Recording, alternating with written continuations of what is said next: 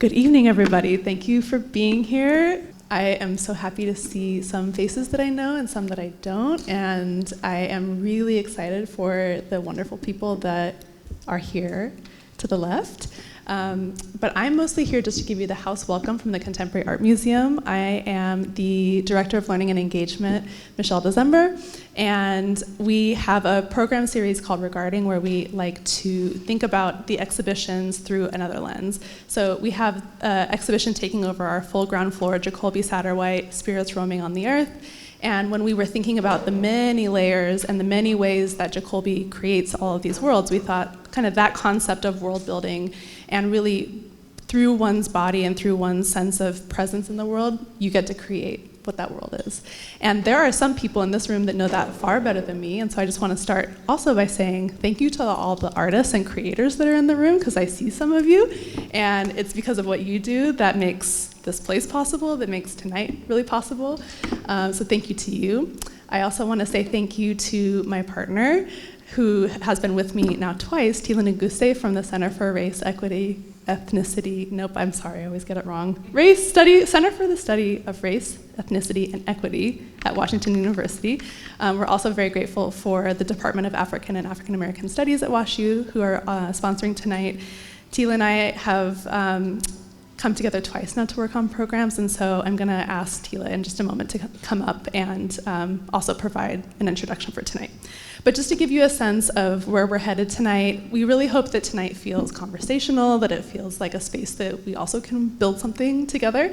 We'll have a conversation for, maybe about 45 minutes or so, and we hope that you feel that you can jump in. There's a microphone that I can come around to so that if, for those that maybe need help with amplification, can hear, and also for our camera so that we can be able to pick up that sound. And then after our conversation, you're welcome to stay. There, as a spoiler alert, there is cake. And I'm gonna be doing a tour for anybody that's curious about the Jacolby Satterwhite exhibition, but I'll come back up on the mic to kind of explain that. Also, I hope you make yourself comfortable. Food tonight is by The Vegan Way, so go check that out if you haven't had a bite to eat yet. It's pretty good, it's pretty good. Okay, so last but not least, my final word is another thank you to Tila Nguste, who I'm gonna call up to do our next introduction.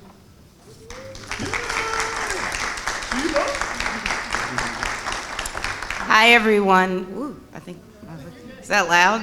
That sounds so loud. So I have the pleasure tonight to introduce Marlon Bailey, who will be our moderator for this discussion. Marlon Bailey is a Black queer theorist and critical performance ethnographer who studies Black LGBTQ cultural formations, sexual health, and HIV and AIDS prevention. He's a faculty member and professor in African and African American Studies at Washington University, and also in the Department of Women, Gender, and Sexuality Studies. We got a lot of names at WashU. He's also a faculty affiliate with us at the Center for the Study of Race, Ethnicity, and Equity, and the Performing Arts Department. Marlon recently moved to St. Louis, and his book, Butch Queens, Up and Pumps, Gender Performance and Ballroom Culture in Detroit, was published by the University of Michigan Press in 2013. Marlon's current book manuscript in progress is called Black Gay Sex, is an ethnographic examination of the impact of HIV/AIDS epidemic on Black gay men's sexuality. He also co-edits with Jeffrey McCune, who was formerly at Washington University as well, the New Sexual Worlds book series. On top of all of this, he's also a performing artist and presented his solo performance called Exploring Black Gay Sex, Love, and Life at Concordia University and McGill University in Montreal, Canada. He holds a PhD in African Diaspora Studies with a designated emphasis in Women, Gender, and Sexuality Studies from the Department of African and African American Studies and Gender and Women's Studies, respectively, from the University of California, Berkeley. So please join me in welcoming Marlon. So I can say here, right? Okay. Thank you, Tila, for that wonderful introduction. Thank you, Michelle. Thank you, the Contemporary Art Museum in St. Louis. Thank you for all of you for coming here. This is really an exciting event, and we just toured Jacolby's exhibit, which is off the chain. You've got to check it out. There are so many resonances with what we're going to be talking about today. And I also thank WashU, CRE2. I'm not going to try to struggle to make CRE2. But I am also really, really excited to introduce my panelists. One, I am so proud of this special person here, who is my former student, my former academic child. And it's such a pleasure to meet this wonderful person who I want to be my academic child one day. I'm working on recruiting Maxi. And I'll start with Maxi Glamour, who is a multidisciplinary artist at the intersection of high fantasy and social critique. Through a whimsical lens of absurdity, Maxi Glamour uses wit and magic to dissect social issues as a tool to examine the structural harm of oppression. Known as the demon queen of polka and baklava, Maxi uses demological imaginary as an allegory for how marginalized people are demonized by society. Thank you for joining us, Maxi. Julian Kevon Glover is a scholar and artist who graduated with honors from Southern Illinois University at Edwardsville. It's kind of local, right? Holds MPA from Indiana University and earned a PhD in Black Studies from Northwestern University. She is currently an assistant professor in the Department of Genders, Sexuality, and Women's Studies and the Department of Dance and Choreography at Virginia Commonwealth University, where their research focuses on Black, brown, queer cultural formations, performance, ethnography, embodied knowledge, performance theory, and Black futurity. They were awarded a Franke Fellowship of Northwestern's Kaplan Institute for the Humanities, and their work appears in journals including American Quarterly, Feminist Formations, South Atlantic Quarterly, Souls, GOQ, and Text and Performance Quarterly.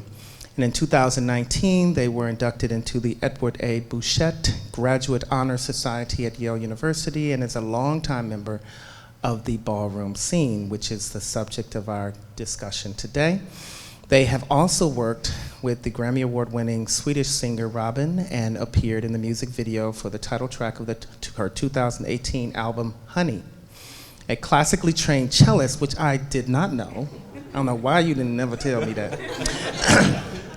Their creative work is multidisciplinary and engages sonic, visual, affective, written, and kinesthetic registers with the aim of bringing viewers into critical dialogue with themselves towards psychic, spiritual, and interpersonal transformation. Thank you for joining us.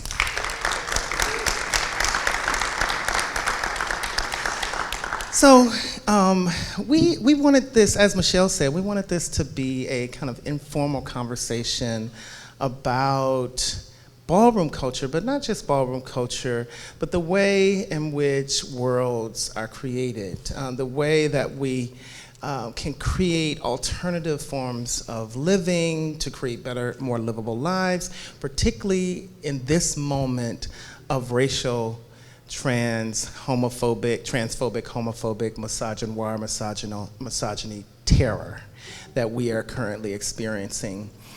And so I wanted to just start out with a basic question, and that is to my panelists, in terms of when we're thinking about world making or building worlds, how does ballroom work for you?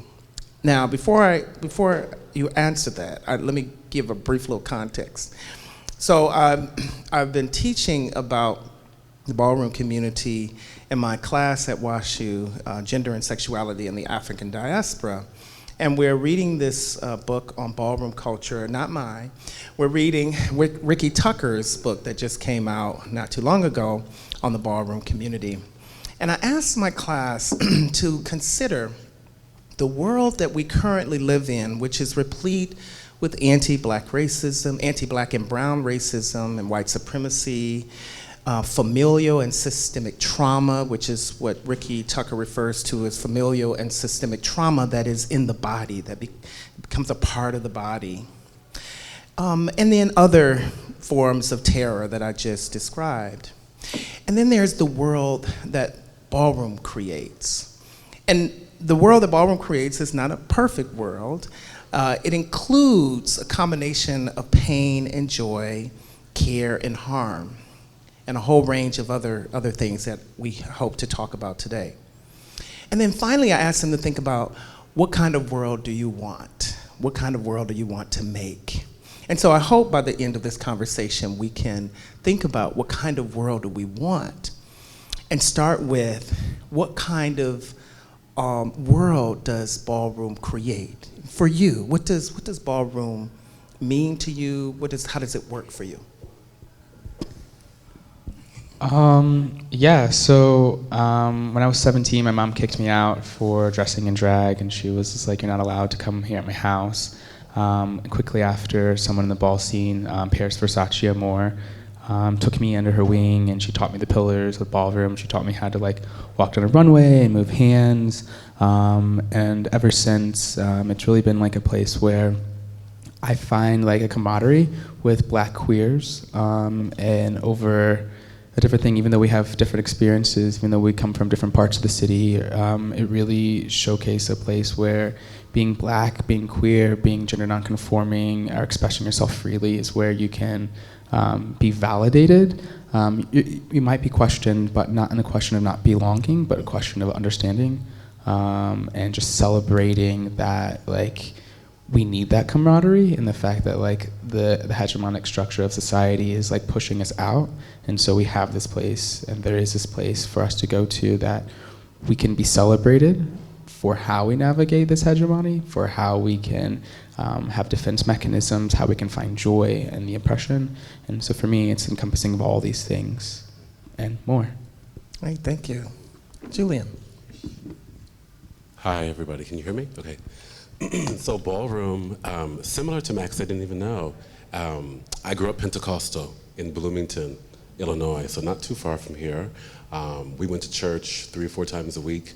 Our local church was in Springfield, so I grew up Kojic, okay? Bless. And I survived, praise the Lord. Audrey. No, so I mean, it was difficult growing up, and I remember vividly when I was 16, being very clear about, who I was at that point. My folks were like, well, if you're going to continue to live that lifestyle, you're gonna have to go. So I pumped. I think that they were shocked that I left, because they didn't give me any money. How old were you? I was 16. 16. So they didn't give me any money. I guess they tried to figure out where I got money from. I got myself to Chicago on Amtrak and fell in love with 3 femme queens, 3 trans women who gave me the material resources that I needed to survive for the period of time I was away from home, and also introduced me to the ballroom scene. So for me, ballroom is so important because it provided foundational kinds of lessons and experiences with regard to 3 things. The demonstrating how space is really an act of conjuring or an act of creation, that for Black LGBT folk, Black queer folk, that we cannot necessarily, as you've taught me, Marlon, we can't necessarily rely on concretized fixed spaces where we can congregate and do our thing. We have to create those spaces. How do we do it? With a ritual performance, but that's another topic. One of the other things that ballroom, we'll get right to there. One of the other things that ballroom taught me is to have a capacious relationship to my own gender. That was the first place, coming from a Pentecostal home, where I was really able to see, Black queer people living. Because up to that point, all that I knew was that to be Black, to be queer in any kind of way, meant that I was in intimate proximity to death. all I really saw in terms of images were Black queer people dying, mostly of HIV and AIDS. So, but ballroom was really vibrant, you know, in a very different way. And I saw so many people playing with gender, having, you know, an expansive relationship to gender, that it was really important. And third and final thing I'll say is that ballroom really taught me that it is really okay, and in fact, it's great to sidestep biological understandings of, or biological determinations of kinship or familial kinds of formations, right? That family is actually an act of choice and something that you must have a kind of intention around doing. It has definitely influenced very deeply the way that I create and cultivate community to this very day. So many of my foundational lessons for who I am as a person now, I learned in ballroom. Thank you, Julian. So now, forgive me for assuming that everybody in this room knows what ballroom culture is, so we gotta do a little brief ballroom culture 101. Please help me out. Ballroom culture is it's about 70-year-old, several decade, Black and Afro-Latinx LGBT cultural formation that started in Harlem, New York.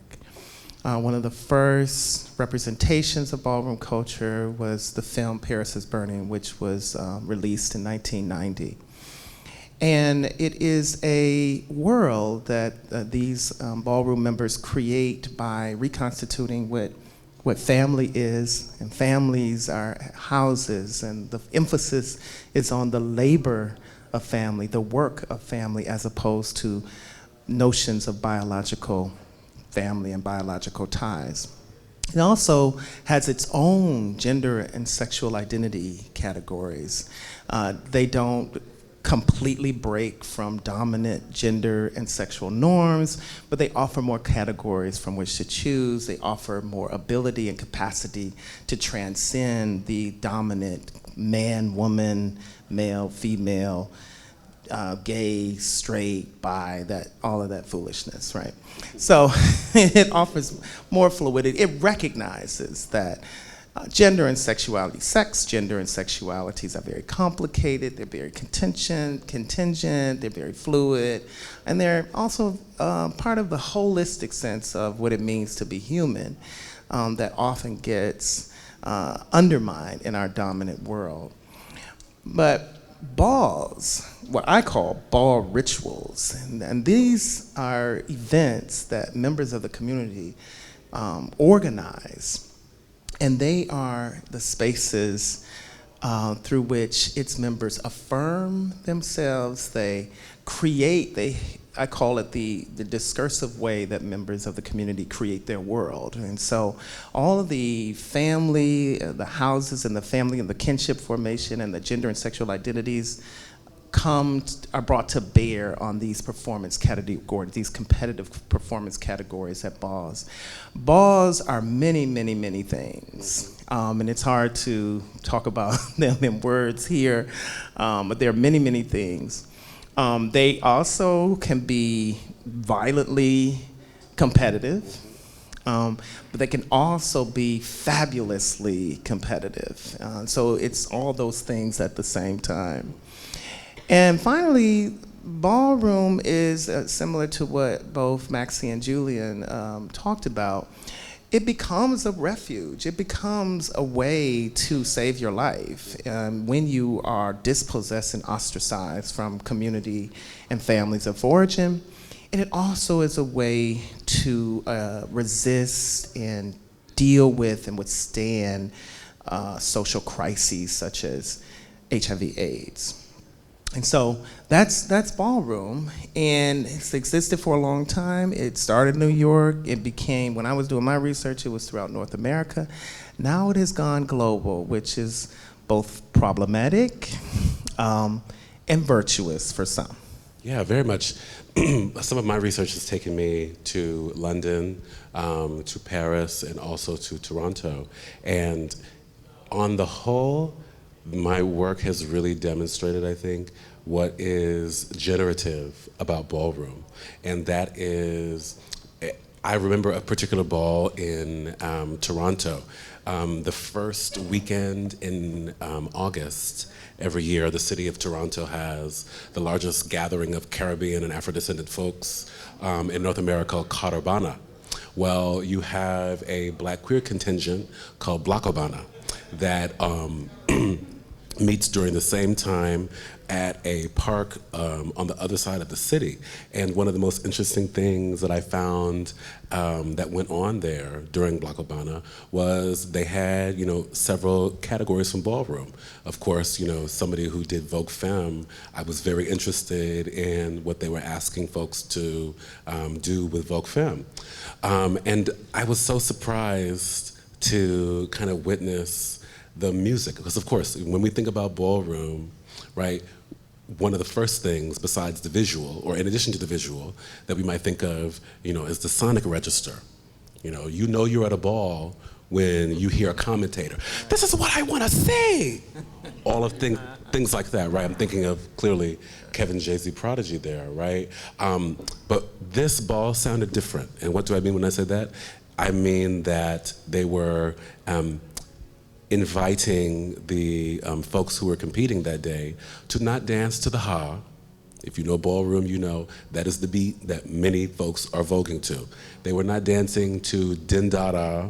They weren't dancing din to da da do do din da da do do. Right. So they weren't doing that, right? So these are very well-known ballroom beats.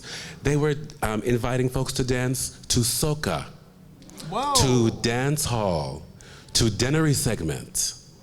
So, clearly things that emanate within Afro-Caribbean kinds of communities, yeah?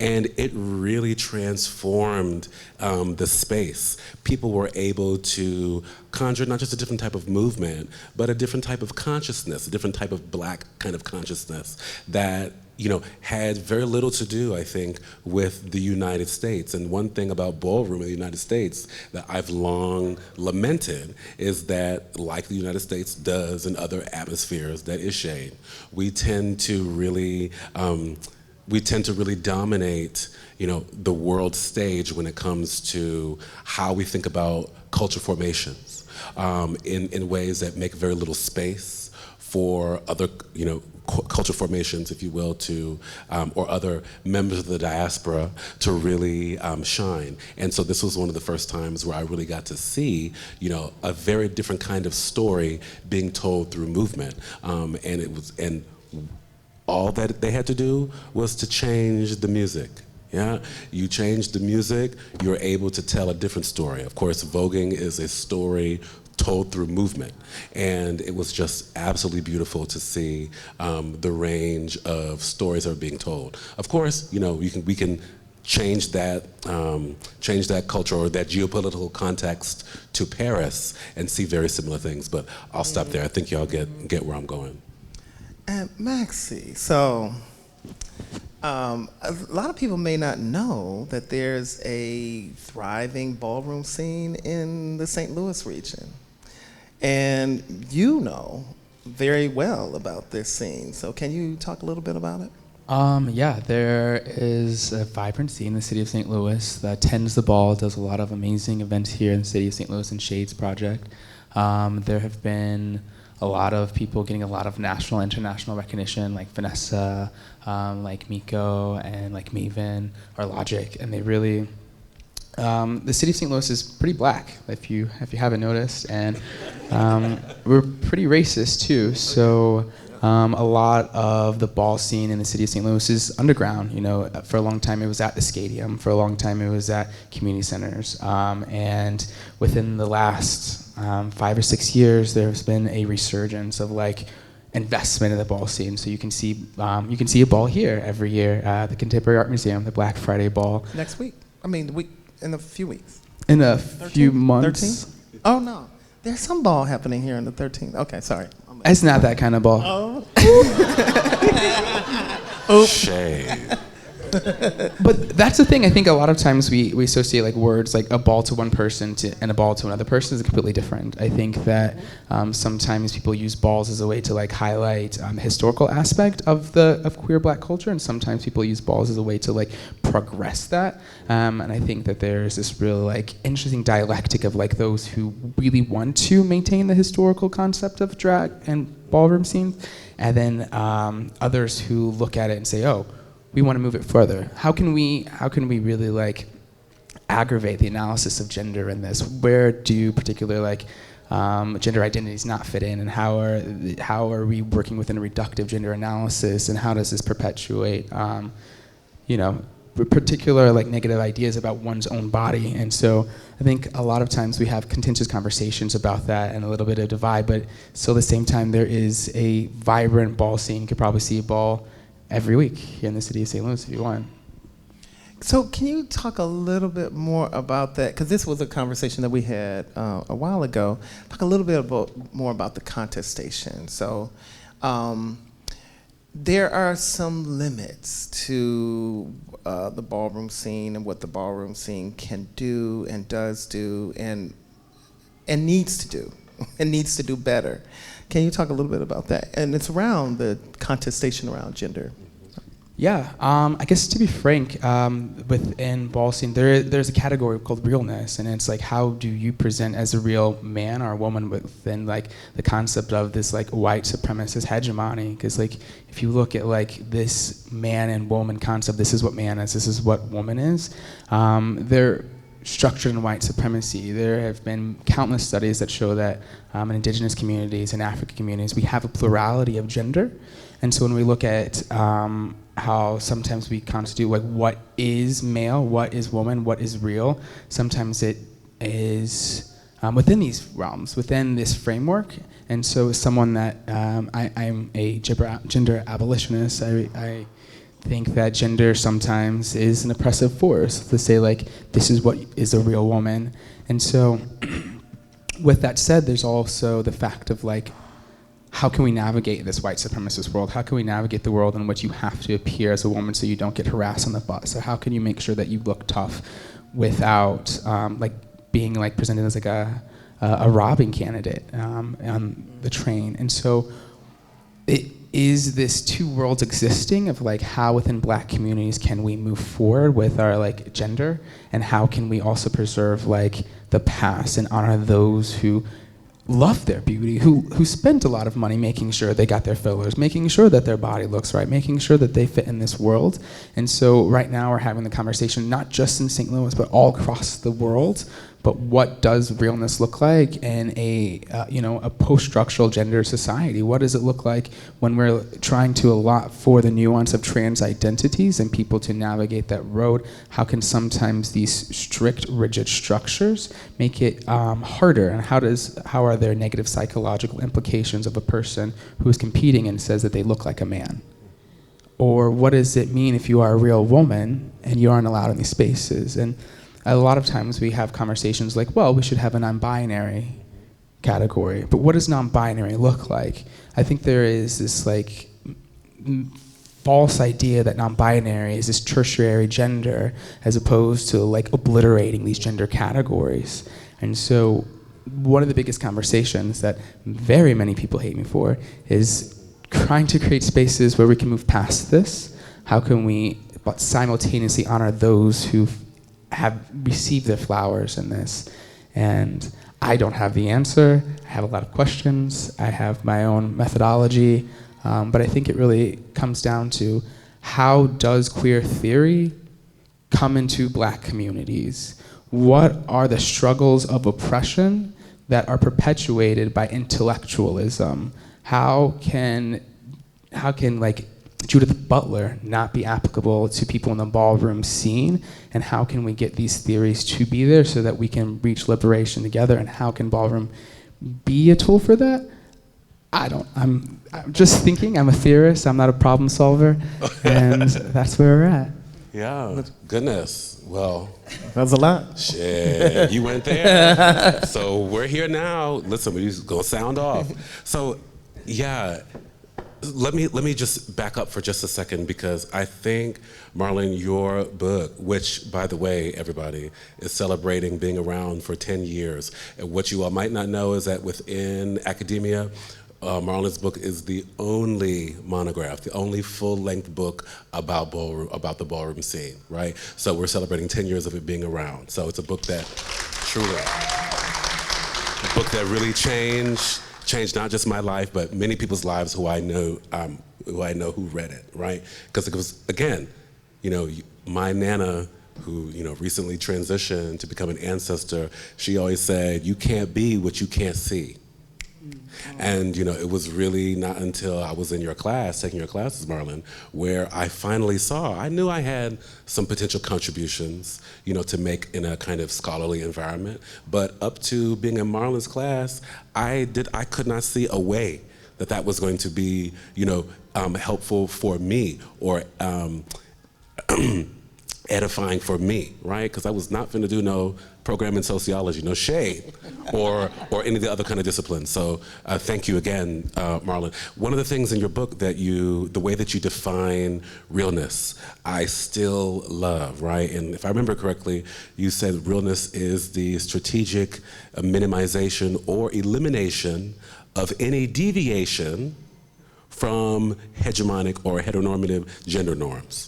Okay, so again, I think that we have to be very clear about how ballroom, if you will, understands the term realness, so that we might also understand why this is such a contested topic, right? Because on the one hand, I completely agree with Maxi that the kinds of attachments that realness that are embodied by this demand to be real in ballroom, I think are both helpful, right? But they are also very limiting, not just for, non-binary people, but also because they, purportedly, right, people want to be read as real because that is a way that people feel safe.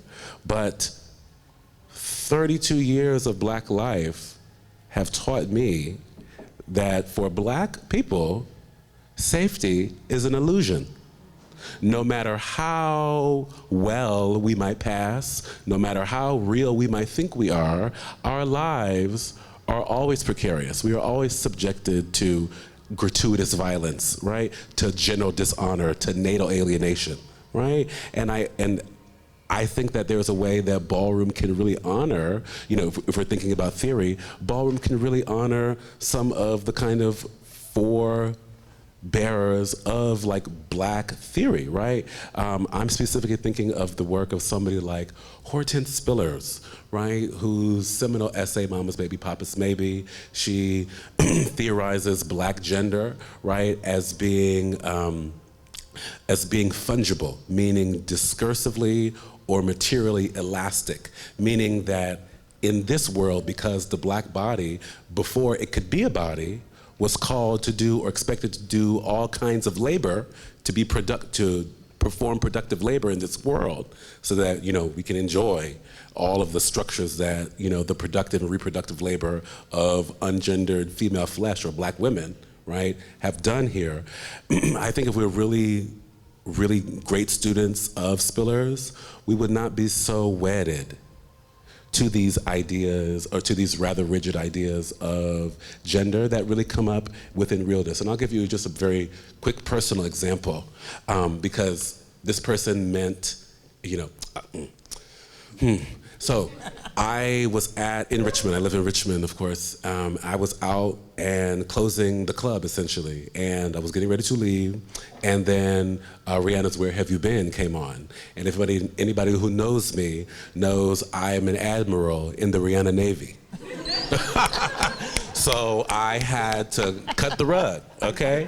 So, I was dancing, and then and then somebody came up, this butch Black woman came up to me and was like, "Oh my God, you are so beautiful. But are you a boy or a girl?" And then their partner came up. I said, "I'm really not either." I said, "I'm both and."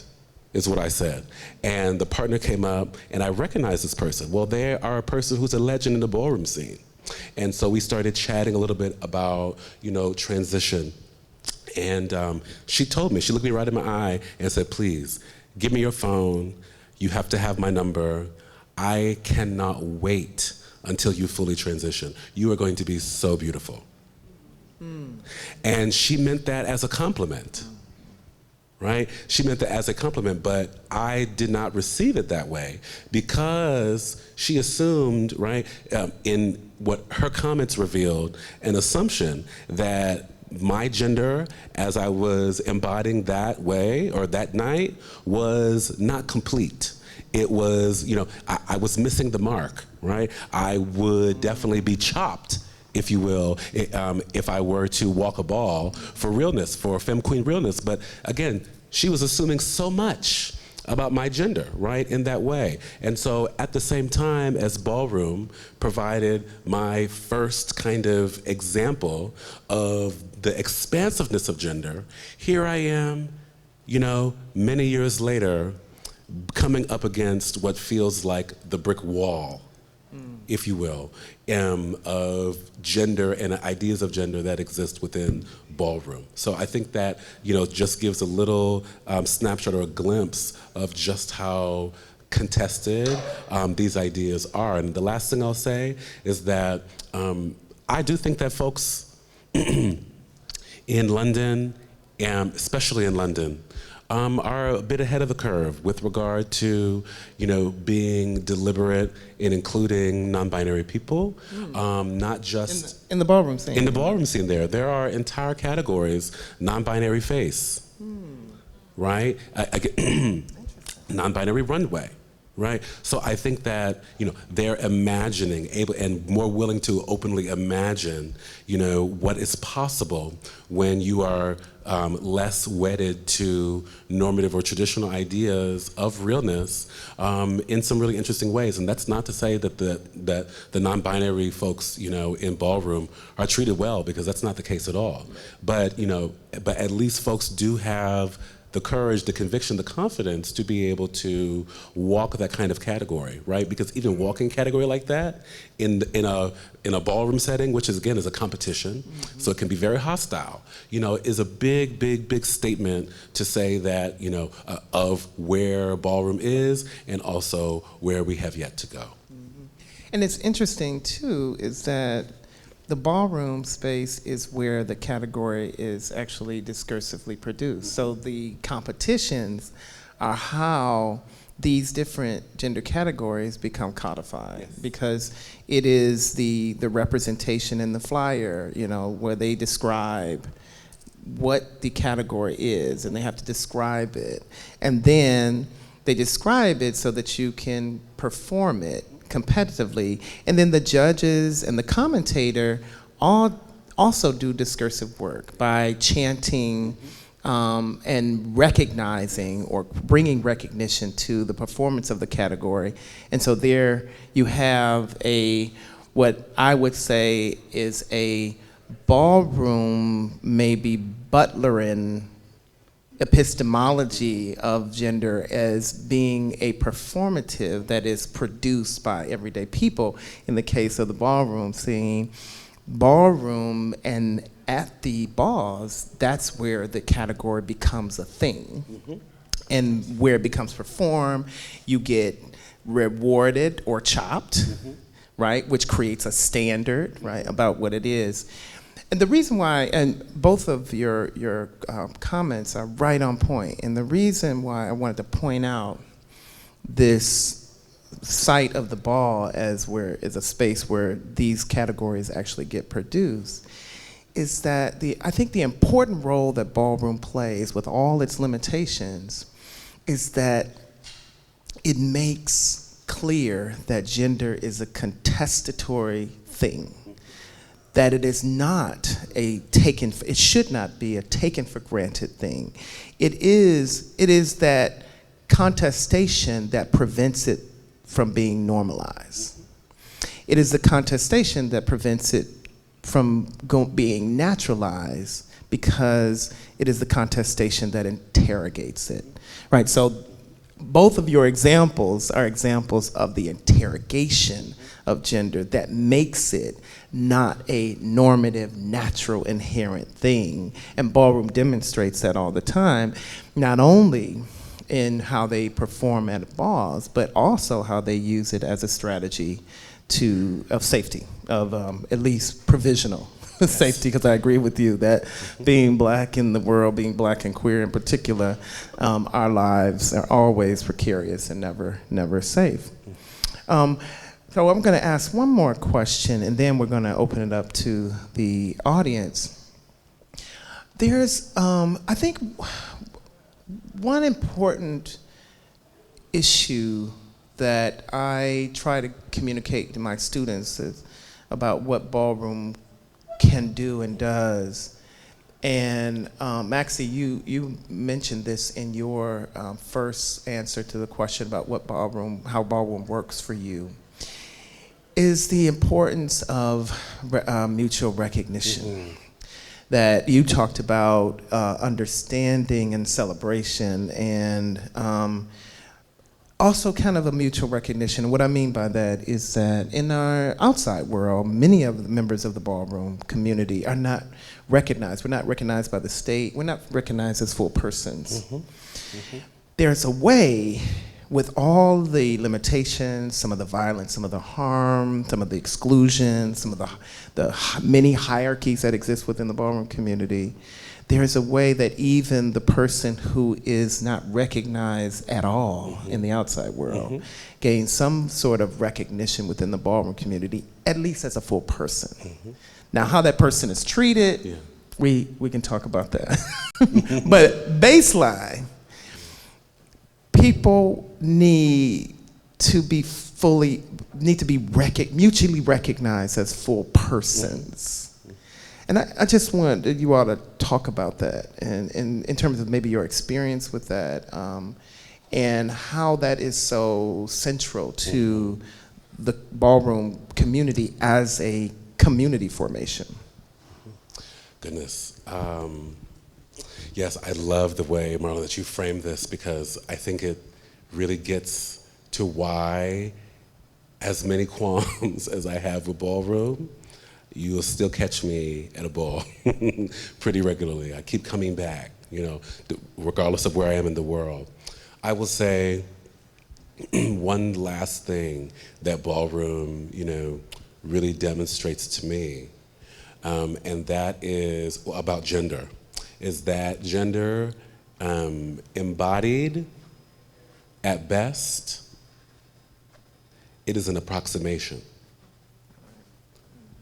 It is an approximation. That is to say, gender embodied inside ballroom, beyond ballroom, is never nearly as precise as we may like to think that it is. No matter how many words we come up with to acknowledge, the capaciousness of somebody's gender. So that's one thing that ballroom, I think, embodies. This piece about mutual recognition, I think is so important, because we as humans are relational beings. So in my mind, it means that mutual recognition is something that we absolutely need to be able to live in this world and not just survive, but also to thrive, right? So I'll give you another very short example, coming from just this past summer, some time that I spent with some ballroom folks in London. I met some folks, one of the well-known folks in the ballroom scene in London, JJ, former ex-Revlon now, was DJing. Of course, because as is the case with many people in ballroom, we have multiple trades, many trades, right? So, it's just as somebody is a ballroom house mother, father, they can also be a DJ, also can have, corporate kind of job, also can be an event planner, so many hats. So this night, JJ was being a DJ.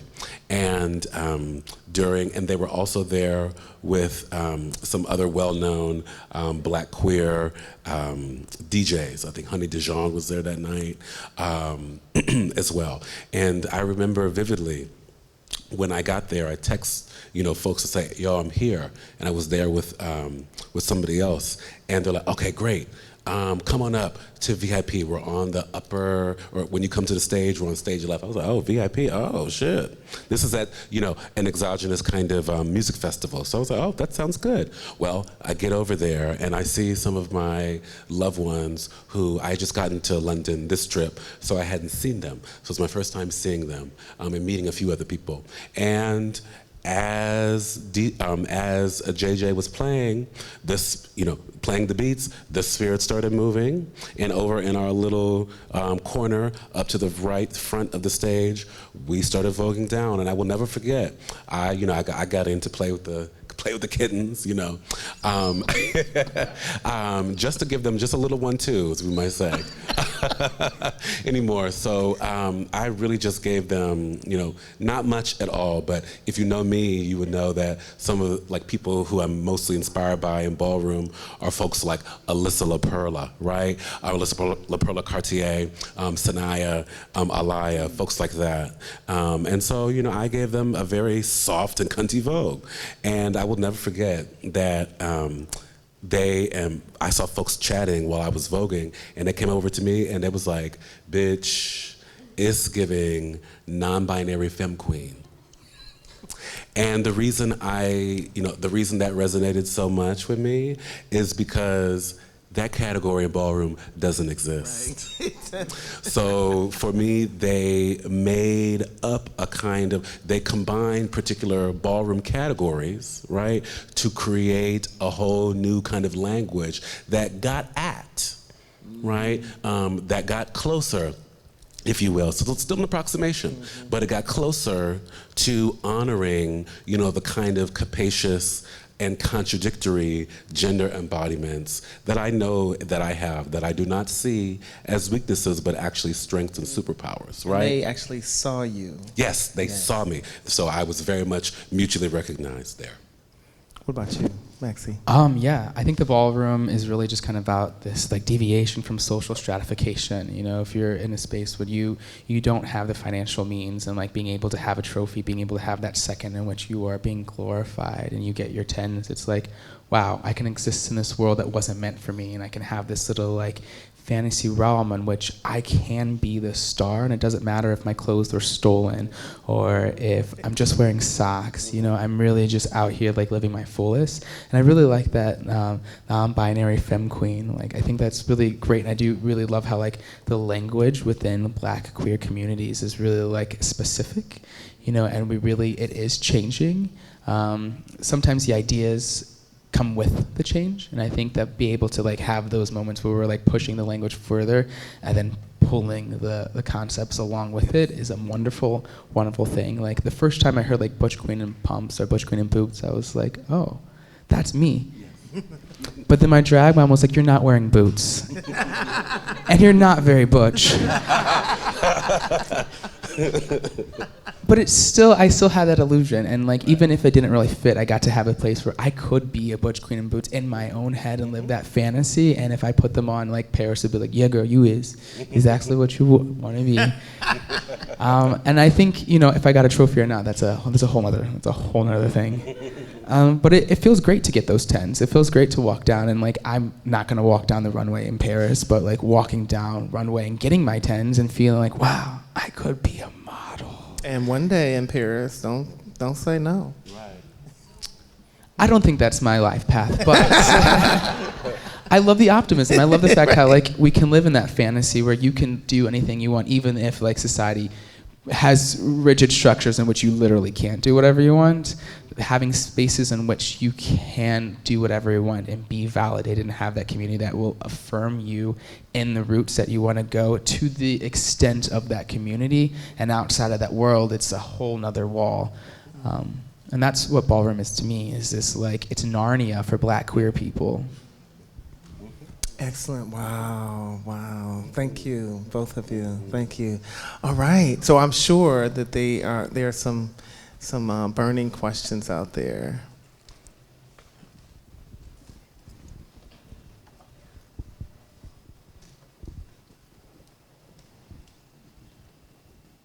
Thanks, Michelle. I've taken so many notes. Thank you. Something I've been thinking about, and I haven't fully formed my own ideas, so I'd love to hear your ideas. I've been thinking a lot about sort of the gentrification of the idea of chosen family. Like I've seen H&M ads during Pride Month that say chosen family, and with people wearing H&M clothes. And I've noticed more and more like since, you know, marriage rights and all of that, there's sort of this trajectory towards like an absorption into neoliberal structures. And I think there's a big difference in just saying, oh, you're my really good friend, you're my chosen family, versus chosen family that you rely on to survive. And I think Maxi and Julian, I think you both touched on chosen family as a tool of survival. So I would love to just hear your thoughts on just that distinction, and if chosen family is something that we should work to protect, or if I'm just maybe being like kind of negative about it. I don't know. Thank you for the question and the comment and the kind of thinking aloud. Let me start out by saying this.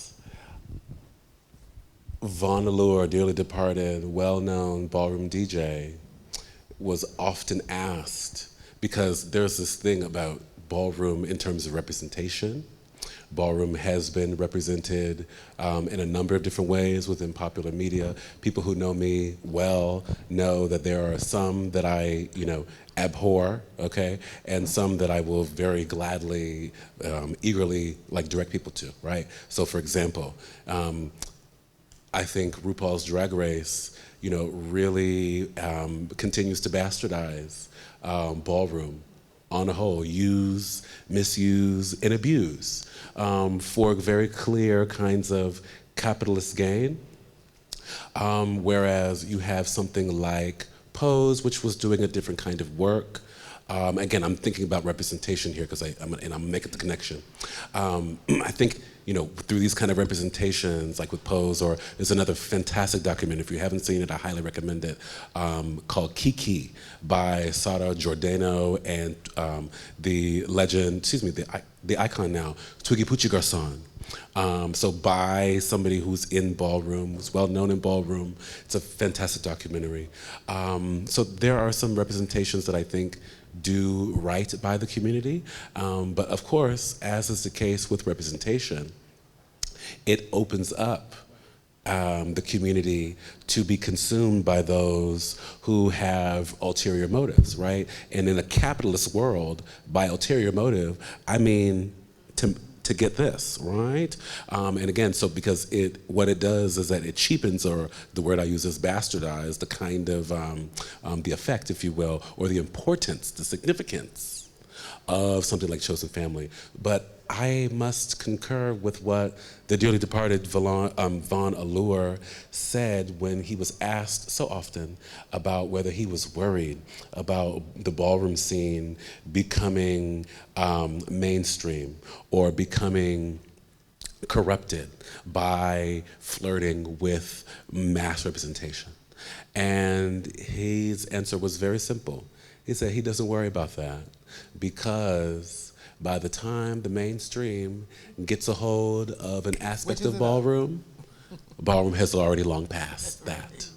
So I think that there's a way that, with regard to chosen family, ballroom understands the necessity of chosen family in ways that cannot be captured, or I should say held hostage, by gay consumer Inc., if you will. And again, as Maxi was saying, this ballroom is still a rather insular or underground kind of culture, right? And in an article that came out last year, I theorized the ballroom scene as a kind of whale. A whale unbothered is what I called it, right? Mm-hmm. And so I used this kind of metaphor, the ballroom scene being the whale that usually dwells by itself, underwater, not messing with anybody. But every so often, it will come and emerge from the water and create a splash. And the ripples are the things that, where representation really comes in, right? But those are just ripples. The whale has gone away a long time ago, and sometimes we can still feel those ripples long after the whale has departed. So for me, that is, just a kind of metaphor that helps, I think, to help us understand just how capacious ballroom is. So Chosen Family is very much within that. Now we have the allegory of the whale of cultural appropriation stuck in our heads. I do think that there are aspects of the ballroom that are getting co-opted by Drag Race. You can see people nogging all the time, which is fake voguing, and yeah, you've never heard it. That's coined by Laomi, the icon Laomi Maldonado. Nogging. Yes. Oh, I love it. Actually, Rasheen Aldridge was at an event and he started fake voguing. I was like, boy, you can't be nogging. You just got elected to office. He quickly stopped. But thinking about these ideas, I think, while yes, I do think that there's cultural appropriation in the Black queer community, I think in that specific thing, I hate fast fashion, and I hate these places that are exploiting labor and capitalizing off of modular aspects of our identity and marketing to what they think our identity is. Mm-hmm. While simultaneously, I think that it is important to look at these these epistemologies that are Black, that are inherently Black, and this is how we formulate family, this is how we formulate structures of communalness, and how can we within a white supremacist society eradicate former ideas of what family looks like, and how can we be more expansive with that? I think outside of capitalism, I think it's wonderful. As a communist, everything is outside of capitalism in my head. But also I think that how can we look at these ways that Black people look at family? How can we look at these ways that Black queerness looks as finding ways of joy as a revolutionary act, and how can we be inspired by them? How can you be inspired by them? For all the white folk out there. And so I do think it is important to, one, not just keep it insular, but also maintain its integrity. And making sure that those that are leaders are the ones that are getting the spotlight. Those are the ones that are the most impacted, are the ones that are doing it. But when it comes to language, chosen family, as long as they're not saying my gay son, which it's pretty Black queer for people to say, oh, my gay son, or my, my fake brother, or my play kid. As long as the terminology is specific and not specific enough that it's palatable for everyone, I don't think it is inherently bad. But whatever H&M does, even that Thierry Mugler collection H&M did, I was just so sad. I was like, Arca, get out of there. You saw that video? Okay, I think we're the only ones who know what that is. But yeah.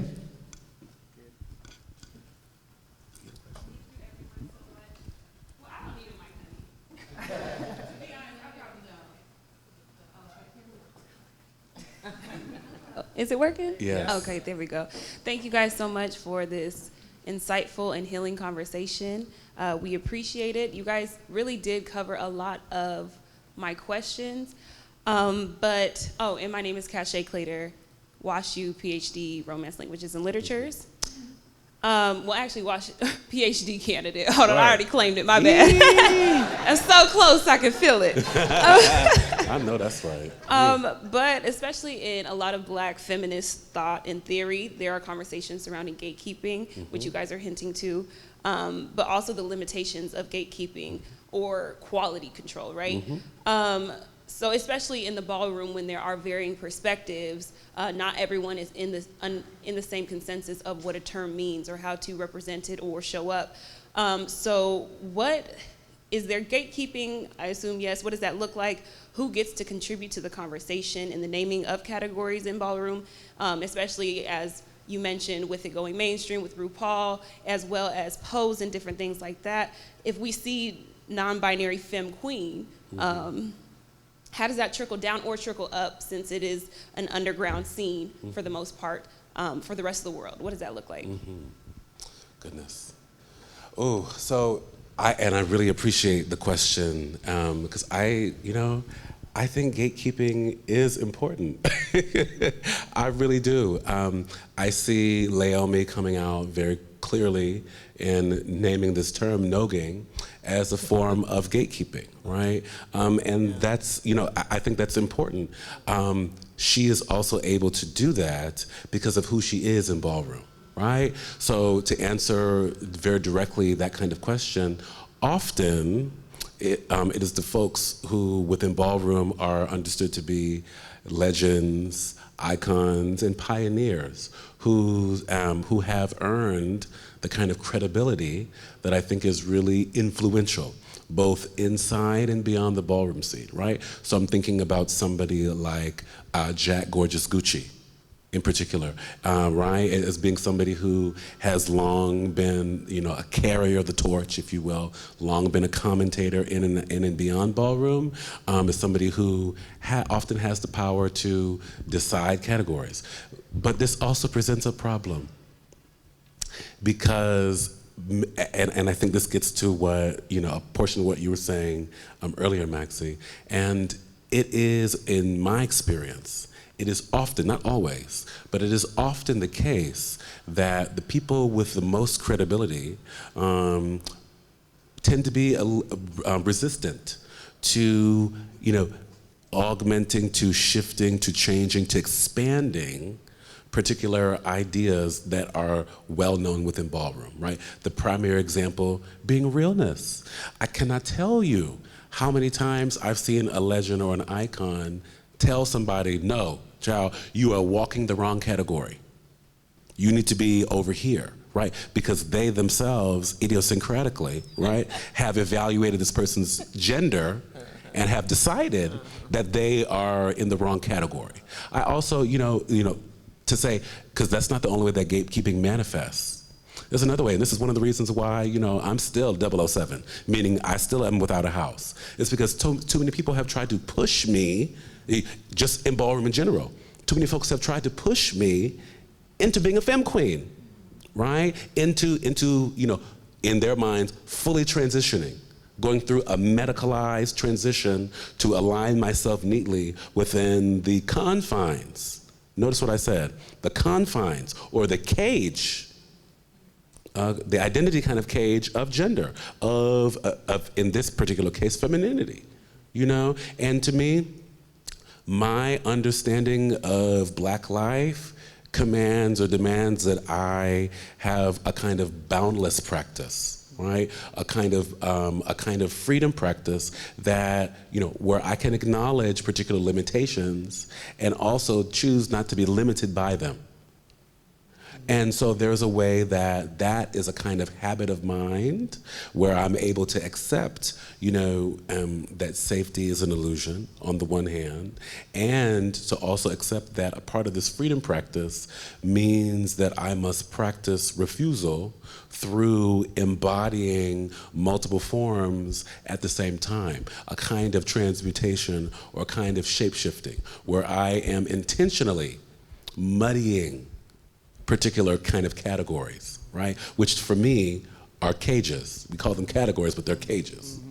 And I just wanted to point out that we didn't talk, we've talked around it, but we haven't focused in on it, is the importance of the body as knowledge. Yes.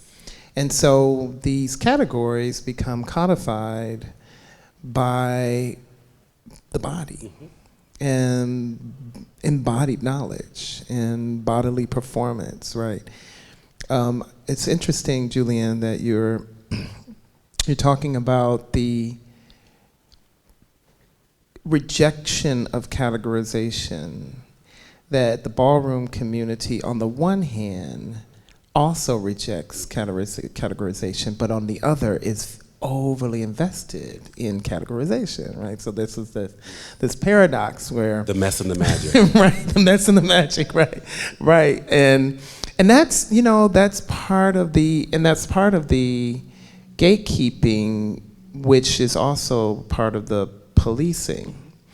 What I will say though is, and coming from a person, so there are at this table kind of different generations in the ballroom community, and the ballroom community is not really chronologically based, but what I mean by generations is that when I was a member of the ballroom community and I was doing my research, it was back in the early 2000s through 2007, and then I went back to the field in 2012. Ballroom was kind of different than it is now. So some of these kind of non-binary was not a thing. It wasn't even a thing in larger society during that, at least not a codified category of identification.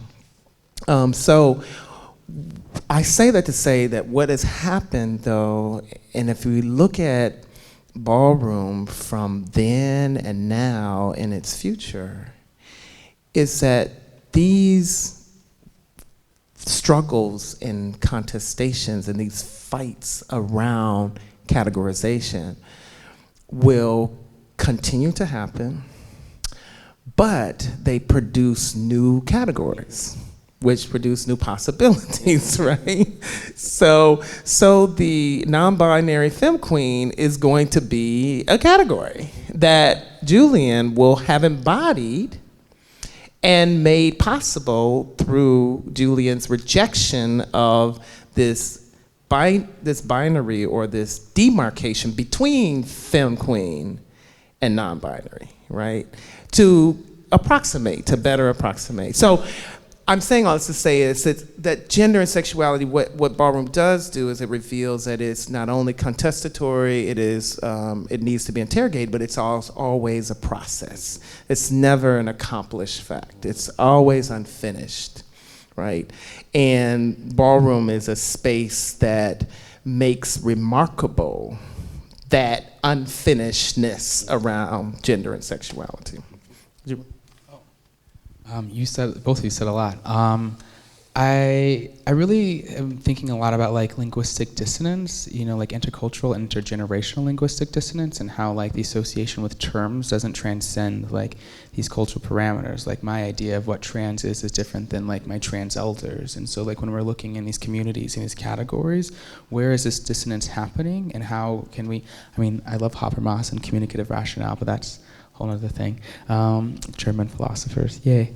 But really, how can we, when we're communicating, how can you rationalize this like central core of like what it is we are actually talking about? And I think that's what we are contesting within the ballroom scene, within like, trans advocacy within Black communities. A lot of my work is trying to talk to Black people because they're my people. Black queer people sometimes can perpetuate transphobia based off of the language, based off of the generation, based off of like what culture it is. And so when we're looking at these categories and we're looking at like how can we push things forward, it's like where can we find solidarity? How can we respect the like how our elders came to the conclusion of these terms, and then how can we also aid them in the journey of moving further? Because like there is this hierarchy of intellectualism. There's this hierarchy of like I've progressed further, and I'm not looking at you as you are this like a horrible, ignorant person that doesn't know how to use words that they use today, and language moves faster than people do. And so when we look at the elasticity of a brain, if we look at the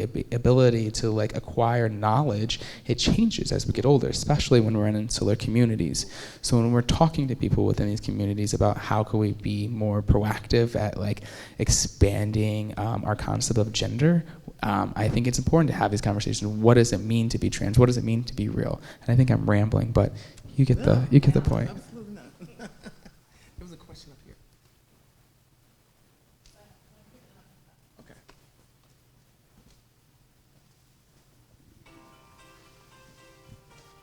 Is that you?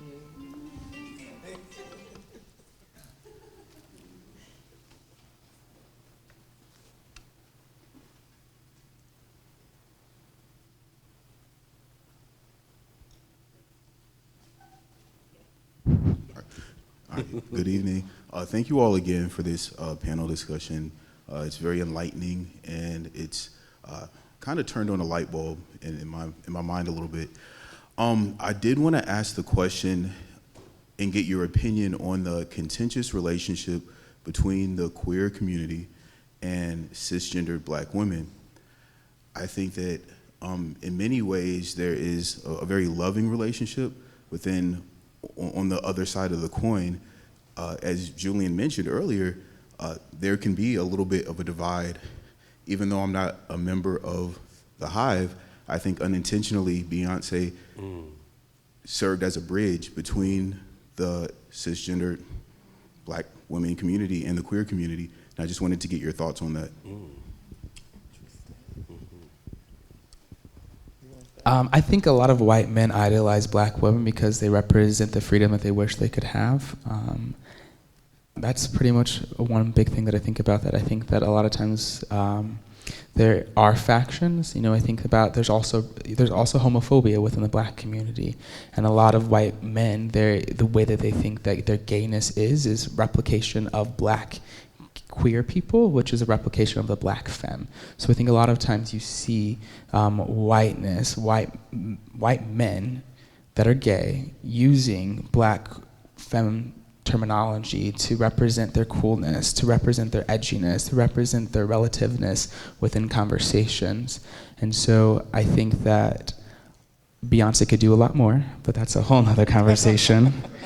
I really think that, you know, when we're looking at it intersectionally, like how are both groups perpetuating oppression of one another? How are white gay men and white gay non-binary people, and how are the white trans folks perpetuating anti-Blackness and femme noir? You know, how are we ignorant to this, and how are the other side, how is it we looking at then Black communities? How come we can't bridge this gap in which these, you know, terminologies of queerness are palatable to Black linguistic structures? And so I think without this like intersectional bridge that Beyonce could be, but she's not. I think that we're kind of sometimes we're at an impasse at times, and I think it creates a lot of friction. I think one thing that really needs to be done is a lot of white gay men need to acknowledge their privilege, acknowledge how much that they are appropriating, acknowledge how much culture that they think resonates with their identity is stolen and robbed from people who they do not let in the room. And if Beyonce can save us from that, then. I will say this. Back during the time when I had social media, I remember one of the posts on Instagram that really got people talking was this meme that I saw. It was very simple. It said, white gays copying Black queers, copying Black women. Okay. That was it. But I will also say, though, that I think this can be a kind of slippery slope. I think that it also, the kind of, you know, what I'm really having trouble with is, you know, the question, in that I think that it has the potential of creating a kind of straw man argument, if you will, or I guess a straw person argument, in that it pits particular, you know, or it exposes particular frictions within Black communities in a way that, and within the public, and I think in a way that, you know, doesn't stand to be very productive or helpful in the kind of dialogue, one. Two, I will also say that I think these kind of questions expose that Hortense Phillips is right, again, in that, you know, there are so many kinds of attachments that we have to normative ideas of gender and sexuality that Black people, I think, you know, embody beyond what is understood. So, and I think it also speaks to the problem of origination, if you will. This age-old question, does the, you know, which comes first, the chicken or the egg? In a way that I'm like, I don't necessarily think that we can really answer this kind of question without like ongoing kind of dialogue that really kind of exposes, well, what are people really trying to say? One, or what are people's, or what, another way to say it, or what are the anxieties that undergird undergird the kinds of questions that we ask, right? Because Daniel, I'm hearing in your question a kind of anxiety that is beneath the surface there that I think we have to interrogate. The last thing I'll say is Beyonce as an example. I think with regard to representation, we expect these folks often to do too much. We don't maintain reasonable expectations of what an artist can do, especially an artist with a kind of platform like that, like Beyonce's, and she's not the only one, right? In that kind of way. So I think I'll stop there.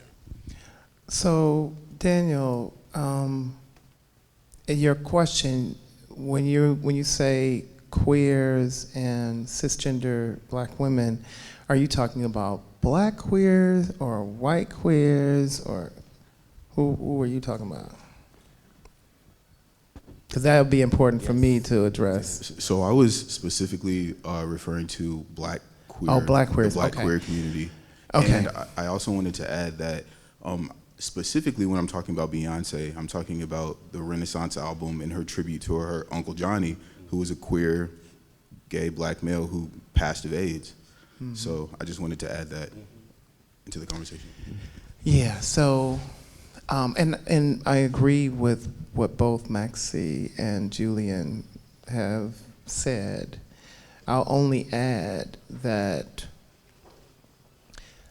I think that we have to be careful about buying into the representation of conflicts between Black queer men and cisgender hetero Black cisgender women, cis hetero women, right? Because the representation can be overblown and be inaccurate to the everyday experiences of everyday Black queer men and cis hetero Black women.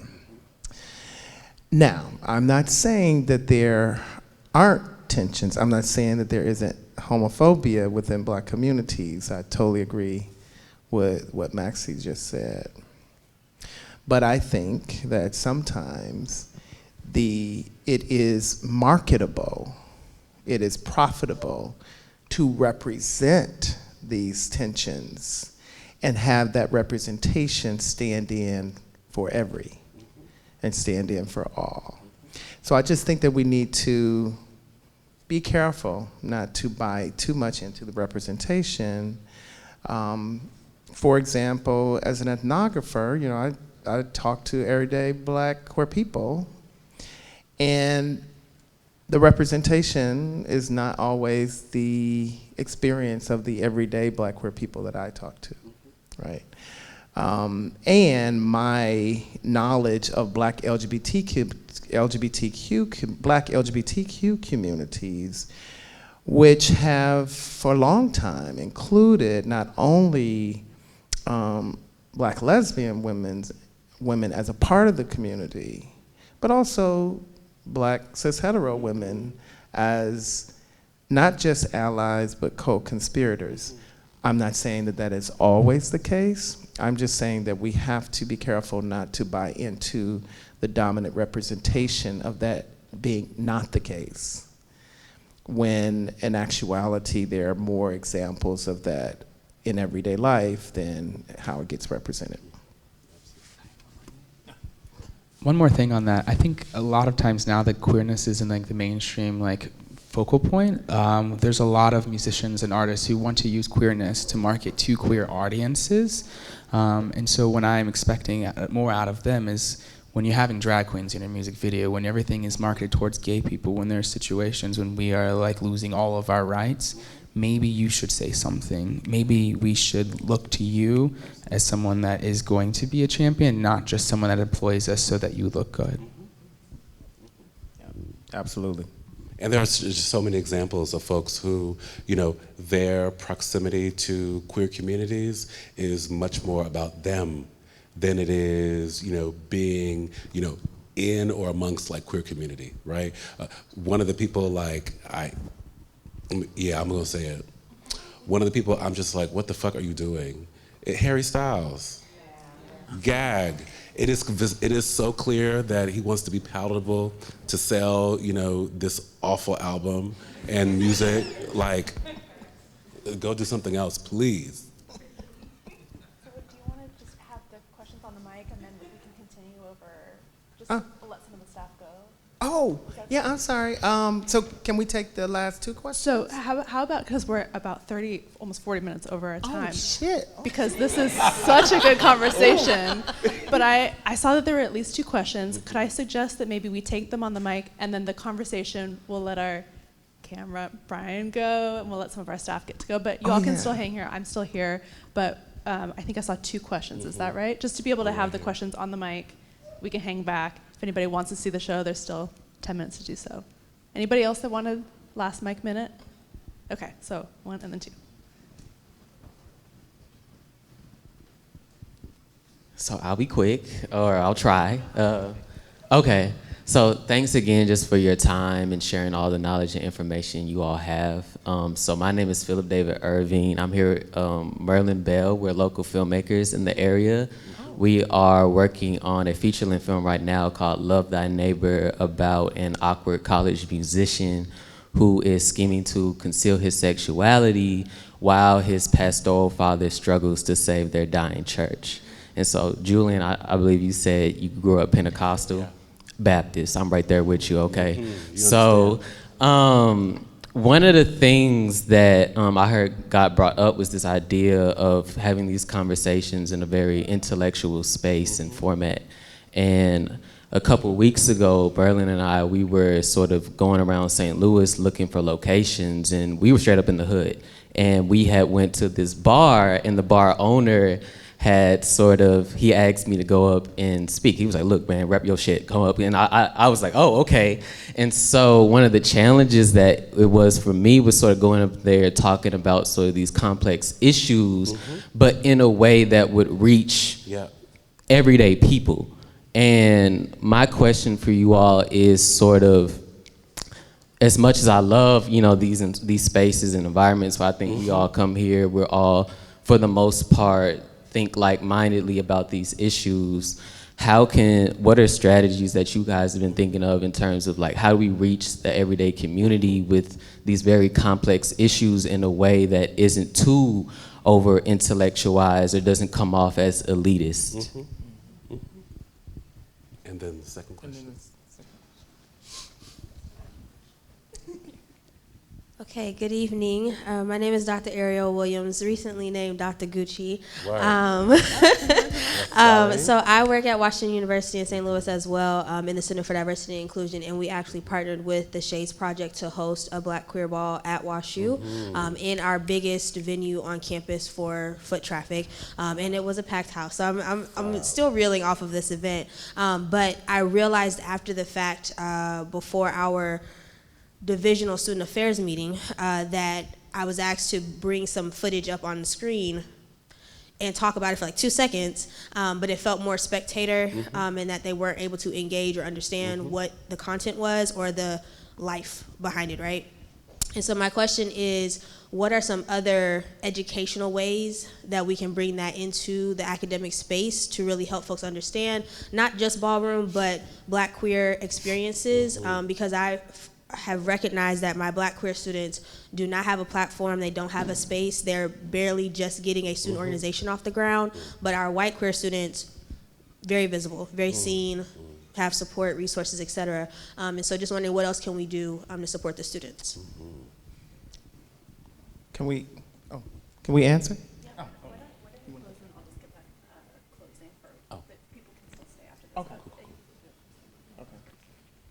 I'll try to answer both at the same time. I think making sure people have their needs met. I think there's a reason why white students have the capacity to start organizations. They have the capacity to be the leaders of nonprofits because they've had their needs met. They have somewhere to go. They have their food. They have their car. They have, disposable income where they can do that. I think that other than doing that, I think it's a really hard challenge. Like, how can you make sure that they have a job? How can you make sure that they have, if you are in 19 credit hours in a semester, because you're trying to get by, how are you going to have time for that after class special? How are you going to have time to, if you have to go work a dead-end job, how are you going to have time to start these things? And so I think that there's a huge socioeconomic status barrier that is messing with Black people being able to be movement leaders. You see this in maybe I'm just parroting what you're saying, but you see this in protests. If you see for Black Trans Lives Matter, there were more white people than there are Black people. And so it's I think universal basic income is a way to get that done, making sure that everyone has health insurance. But these are, some people would say, intangible goals. And should we answer one each? And then, how do we do this? So, because you said you. Oh, okay. Yeah. Okay, gotcha. Makes sense. And then to the language thing, I'm reading this book about decolonizing the mind and the languages of Africa. It's a great book. I have my book bag if you want to read it. But it talks about how first colonizers come with their cannons and then they come with their words. And so when we're looking at colonization, a lot of these words about queer theory are in the terms of the colonizer. They are rich academics. And so making sure that you're speaking in the words that are used, because they're all foreign. You can say blah, blah, blah, blah. That can mean something to all of us, but if you're in a community where it doesn't mean anything, it doesn't mean anything. And so instead of probably not using the word epistemology, but way of learning something, you know, and how are words within that. And so that means building the community and building and branching out, but also while you are branching out, introducing these words. Because while it is a tool used against us, I think for Black people to be able to linguistically navigate academia is a sword and shield that we can create revolutionary power. And so sometimes I think it is important to be able to speak like the master, so you can tell him he's a fucking asshole. That's a beautiful closing remark. I will say, I'm going to answer both of these. I think particularly with students, at least in my experience, there's a tendency to believe that, we, those who are charged with meeting the needs of students, might assume that we know what students desire. I think it's really important to be very clear with ourselves about the needs of students shifting in a dynamic kind of fashion, and also truly believing that students know what they need and what they desire. Sometimes I think that, especially in a collegiate space, sometimes it may look like, what people need is to have some pleasure, to have an opportunity to be mutually recognized, right? So it may not look like, something that might be easily digestible or presentable to administration, right? But I do think that there's a way that we might be able to do a kind of doublespeak, if you will, being in these positions where we are able to translate to those who are, essentially giving funds to the students to be able to do what they need to do. I think there's a way that we can, tell them what they want to hear, while also really making sure that students are able to get their needs met, one of those needs being, having a kind of pleasurable or having pleasurable kinds of experiences. And that being the end all of that, the end there. There were so many, I spent so much time in undergrad. I remember, Terrence, you might remember, Dan, you might remember too, I brought Vogue Evolution to SIUE back in 2012, 2013? And I remember going with the student council, and they were just but this event just seems like it is just for people to enjoy. And I had to finally be honest with them and say, yes, Black queer folks work real hard around here. All people want to do is to come to something and enjoy themselves. Why do we need to say anything else? And they ask no more questions. I'll leave that there. And then the other thing I would say, in addition to what Maxi has shared already, I think that there's so much power in showing up in these spaces, as our full selves, while also, creating space for folks to be able to learn. I think what you said is just right on the money. To not assume, first of all, that we know everything, we have everything to teach, right? But that, language or knowledge communicated through language is very much a dialogic, right? Very much something that, we are constantly being transformed by as we are chatting with people, as they are also being transformed by being in conversation with us. I think it's very much a kind of two-way thing that often folks get in a tizzy about, not wanting to reveal too much, right? People who know me know I never lead with the fact that I have a PhD. I seldom ever, unless I'm on, more formal kind of stage, I introduce myself with Dr. Glover. Seldom ever. And part of that is because of my commitment to being in and among community, right? Because it is the case that when you open my mouth, you're gonna see, or when I open my mouth, you will see that, or you will hear, and know that I do have something to say. And I think that helps people continue to be interested, even if they may not totally understand all that I've said to start. So it's very much a kind of thing that I think that we can do. I don't have much to add. I think Julian and Maxi covered very eloquently answers to your questions. I would say that from where I sit, one, I believe that we should show up as our full selves and mutually recognize each other as our full selves. But as a professor at WashU, I think, and this gets to both your questions, that I'm here to utilize the money, resources that WashU has to bring to bear on bringing community together and to making sure that we bring more people into the room, no matter where they sit, where they live, what their experiences are, to situate events in spaces like this. In whatever way I can do that from where I sit, that's what I'm down for. So let's talk. And we definitely need to talk. Because on campus, I think it's really, tell all of the Black queer students or any of the students who are similarly situated to, one, take my classes. I teach Black queer theory, gender and sexuality in the African diaspora, Black LGBT studies, queer of color critique.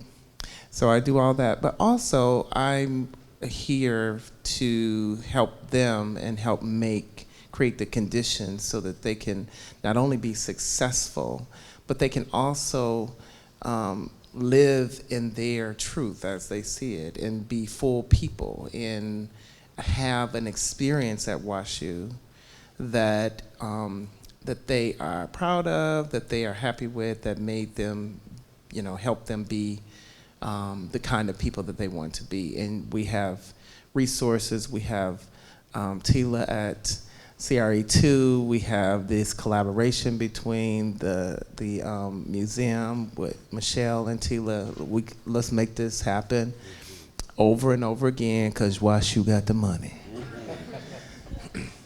So in closing, just thank you. This was off the chain. Off the chain. This was, and we need to take this on the road. What's that tea? This is.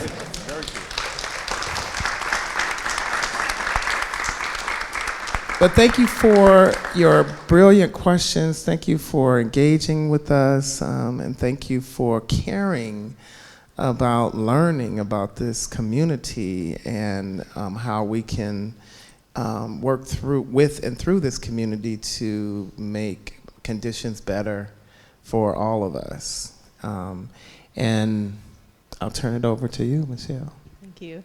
I just want to say thank you, Maxi. Thank you, Julian. Thank you, Marlon. Thank you, Tila.